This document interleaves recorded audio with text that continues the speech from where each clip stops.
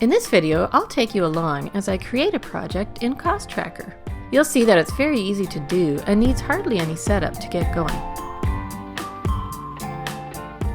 Cost Tracker is a simple but powerful app that transforms the time tracked on Jira issues into costs and paints a clear and simple picture of your project's financial health. I need to have Tempo timesheets already installed, since Cost Tracker uses the time logged against issues to calculate project costs. I'll click the Cost Tracker icon to open it.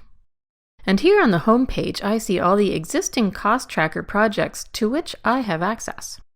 And to get access, I need the Tempo Cost Tracker access permission. This is a global permission that my friendly neighborhood Jira admin has to grant to me. Generally, anyone who has access to Cost Tracker should be in a role where it's okay if they see financial information, such as hourly rates for workers and project budgets. I'm a project manager who's running a project at my company, so I need to have access to Cost Tracker. So, with that set up, I'm ready to get started. The first thing I need is not actually in Cost Tracker itself, but in Jira. And that's a single Jira filter using JQL that contains all the issues that I want to include in my Cost Tracker project. These issues can even come from multiple Jira projects.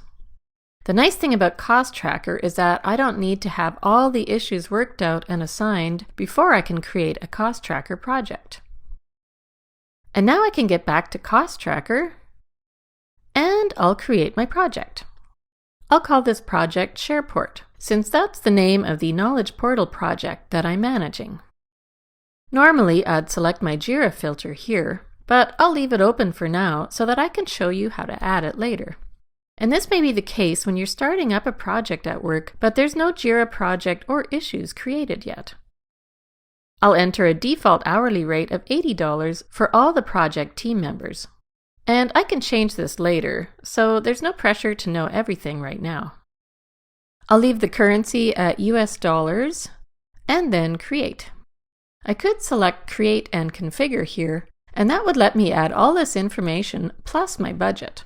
But I don't have my budget details yet, so I'll just click Create and then add that later.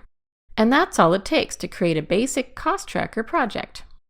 The scope view opens automatically, but it's empty because I haven't selected a Jira filter yet.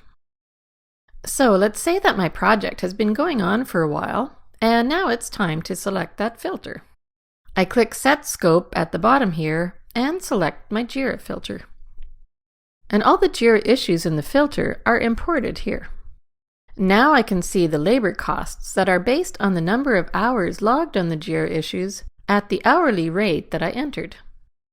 The time frame is calculated automatically from the earliest date that time has been logged on an issue in my filter up to the latest date, including today. But I can change the time frame if I want, and I'll show you where to do that in a minute. I can create groups to organize all my Jira issues here, just to get a better breakdown. I want to group by the type of work that's being done, such as development. Then I can drag the corresponding issues into that group. And these groups can be anything I want, such as project milestones or Jira epics. I'll create another group for marketing and then one for design. And after I'm all done, I've got a nice summary here of the cost and time spent for each type of work. What I want to do now is add my fixed expenses to the project cost. I need to add the cost of computers, so I enter the amount, select equipment as the category, enter the date that I bought them, and add the expense.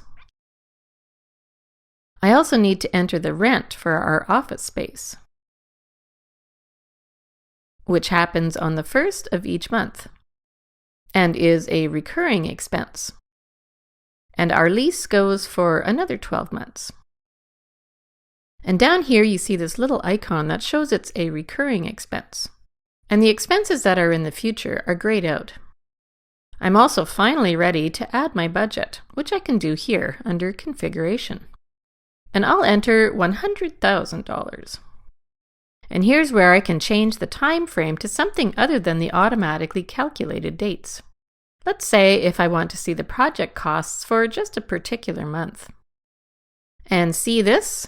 That's my ticket back to the original calculated time frame that I had before.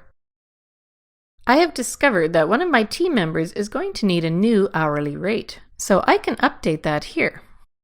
$80 is the hourly rate that I set initially for all the team members, but I'll increase it to $100 for Amy Mitchell because she's worth it. This rate will be used for all her hours on the project, not just from this date forward. Also for the team, I can assign roles for each team member using the same list of roles that was created for our company's teams in Tempo timesheets. And here I can see all my team information. Teams in Cost Tracker are automatically created, and these are based on whoever has log time against the issues that are in your Jira filter.